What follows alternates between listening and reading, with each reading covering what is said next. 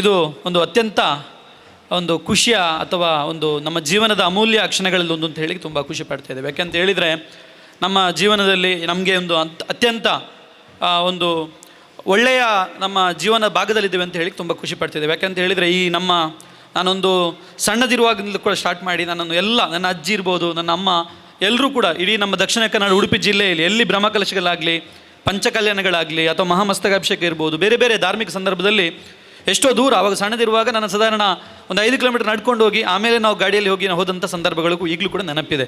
ಆದರೆ ಇಂದು ನಮಗೆ ಇಂತಹ ಬ್ರಹ್ಮಕಲಶದಲ್ಲಿ ತುಂಬ ಕಷ್ಟಪಟ್ಟು ಹೋಗುವಂಥ ಅವಕಾಶ ಇಲ್ಲ, ತುಂಬ ಈಸಿಯಾಗಿ ನಾವು ಹೋಗುವಂಥ ಅವಕಾಶ ಇದೆ. ಆದರೂ ಕೂಡ ಅಮ್ಮಂದಿರು ತುಂಬ ಮಂದಿ ಇಲ್ಲ ಇವತ್ತು. ಯಾಕಂತ ಹೇಳಿದರೆ ಇಂತಹ ಧಾರ್ಮಿಕ ಸಭೆ, ಅದು ಕೂಡ ನಮ್ಮ ಶ್ರೀಯುತ ತುಕಾರಾಮ್ ಸರ್ ಅವರ ಮಾತು ನಮಗೆಲ್ಲರಿಗೂ ಕೂಡ ಒಂದು ದಿವ್ಯ ದೃಷ್ಟಿಯನ್ನು ತೆಗೆಯುವಂಥ ಮಾತು ಅವ್ರದ್ದು. ಇಂತಹ ಮಾತನ್ನು ಕೇಳಬೇಕು. ಯಾಕಂದರೆ ಈಗ ಏನಾಗಿದೆ ಅಂತ ಹೇಳಿ ನಮ್ಮ ವಿದ್ಯಾರ್ಥಿಗಳು ಅಮ್ಮಂದಿರು ಏನು ಮಾಡ್ತಾರೆ ಅಂತೇಳಿ ಮಗಳಿಗೆ ಎಕ್ಸಾಮ್ ಅಂತ ಹೇಳುವಂಥ ಒಂದು ನೆಪ ಹೇಳಿ ಇಂತಹ ಒಂದು ಒಳ್ಳೆಯ ಅವಕಾಶ 12 ವರ್ಷಕ್ಕೊಂದು ಬರುವಂತಹ ಧಾರ್ಮಿಕ ಅಥವಾ ಬ್ರಹ್ಮಕಲಶಗಳಲ್ಲಿ ಭಾಗವಹಿಸುವುದನ್ನು ತಪ್ಪಿಸುವಂಥದ್ದು ನಾವು ನೋಡ್ತೇವೆ.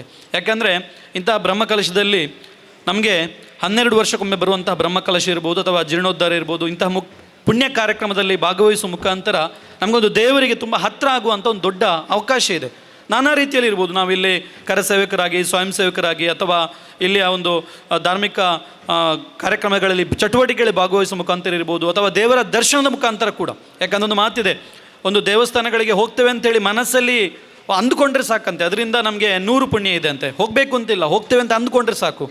ಆಮೇಲೆ ಮನಸ್ಸಲ್ಲಿ ಅಂದ್ಕೊಂಡ್ಮೇಲೆ ನಾವು ದೇವಸ್ಥಾನಕ್ಕೆ ಹೋದರೆ ಬರೀ ಒಂದು ಹೊರಗಿಂದ ಹೋದರೂ ಕೂಡ 1000 ಪುಣ್ಯ ಇದೆ.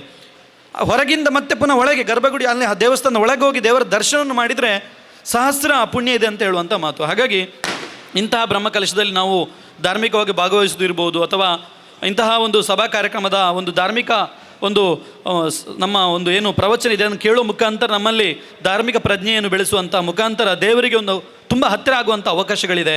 ಮಕ್ಕಳನ್ನು ಆದಷ್ಟು ಇಂತಹ ಕಾರ್ಯಕ್ರಮಕ್ಕೆ ಇಂತಹ ಒಳ್ಳೆಯ ಒಂದು ಧಾರ್ಮಿಕ ಪ್ರವಚನಗಳನ್ನು ಕೇಳುವಂತಹ ಒಂದು ಅವಕಾಶವನ್ನು ದಯವಿಟ್ಟು ಮಕ್ಕಳಿಗೆ ಕೂಡ ಕಲ್ಪಿಸಿಕೊಡಿ. ಯಾಕಂದರೆ ಈಗಿನ ಮಕ್ಕಳೆಲ್ಲ ತುಂಬ ಬ್ಯುಸಿ, ಮೊಬೈಲ್, IPL, ಕ್ರಿಕೆಟ್, ನಾನಾ ಕಾರ್ಯಕ್ರಮಗಳಲ್ಲಿ ಬ್ಯುಸಿ ಇರುವಾಗ ನಾವು ಇಂತಹ ಒಂದು ಒಳ್ಳೆಯ ಅಂಶವನ್ನು ನಾವು ಯಾವತ್ತೂ ಕೂಡ ಮಕ್ಕಳಿಗೆ ಕೂಡ ಕೊಡೋ ಮುಖಾಂತರ ಮಕ್ಕಳಲ್ಲಿ ಒಂದು ಒಳ್ಳೆಯ ಧಾರ್ಮಿಕ ಪ್ರಜ್ಞೆಯನ್ನು ಮೂಡಿಸುವಂಥ ದೊಡ್ಡ ಅಗತ್ಯ ಇದೆ. ಯಾಕೆಂತ ಹೇಳಿದರೆ ನಾನು ಒಂದು 10 ವರ್ಷ ಮೂಡಬಿದ್ರೆಯಲ್ಲಿ ಲೆಕ್ಚರ್ ಆಗಿ ವರ್ಕ್ ಮಾಡಿದವ.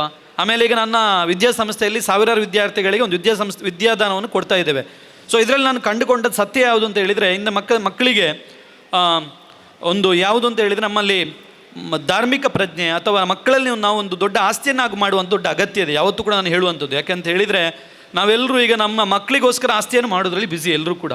ಆದರೆ ಮಕ್ಕಳನ್ನೇ ದೊಡ್ಡ ಆಸ್ತಿಯನ್ನಾಗಿ ಮಾಡಬೇಕು ಅಂತ ಹೇಳಿದರೆ ಇಂತಹ ಒಂದು ಧಾರ್ಮಿಕ ವ್ಯಕ್ತಿಗಳನ್ನಾಗಿ ಬೆಳೆಸುವಂಥ ದೊಡ್ಡ ಅಗತ್ಯ ಇದೆ. ಯಾಕೆಂತ ಹೇಳಿದರೆ ಭವಿಷ್ಯದಲ್ಲಿ ನಮಗವರೊಂದು ಆಧಾರ ಸ್ತಂಭ ಆಗಬೇಕು ಅಂತ ಹೇಳಿದರೆ ಅವರಲ್ಲಿ ಒಂದು ಒಳ್ಳೆಯ ವ್ಯಕ್ತಿತ್ವವನ್ನು ರೂಪಿಸುವಂಥ ಅವಶ್ಯಕತೆ ಇದೆ. ಇಂತಹ ಧಾರ್ಮಿಕ ಶ್ರದ್ಧಾ ಕೇಂದ್ರಗಳಿಗೆ ಬರೋ ಮುಖಾಂತರ ನಮ್ಮಲ್ಲಿರುವಂಥ ನೆಗೆಟಿವ್ ಥಾಟ್ಸ್, ನಮ್ಮ ಯುವ ಜನರಲ್ಲಿ ಕೆಲವೊಮ್ಮೆ ಈಗ ನೆಗೆಟಿವ್ ಥಾಟ್ಸ್ ಇರ್ಬೋದು, ದುರಭ್ಯಾಸಗಳಿರ್ಬೋದು, ಅಥವಾ ಏನಾದರೂ ದುಷ್ಟ ಆಲೋಚನೆಗಳು ಬರುವಂಥದ್ದು ಇರ್ಬೋದು, ಇದೆಲ್ಲ ಕಮ್ಮಿ ಆಗಬೇಕು ಅಂತ ಹೇಳಿದರೆ ಪ್ರಮುಖವಾಗಿ ಯುವತಿಯರು ಇಂಥ ಧಾರ್ಮಿಕ ಶ್ರದ್ಧಾ ಕೇಂದ್ರಗಳಿಗೆ ಬರುವಂಥ ಅವಶ್ಯಕತೆ ಇದೆ. ಸುಮ್ಮನೆ ಬರ್ತೇವೆ ಅಂತ ಅಂದ್ಕೊಂಡ್ರೆ ಪುಣ್ಯ ಇದೆ, ಬಂದರೆ 1000 ಪುಣ್ಯ ಇದೆ.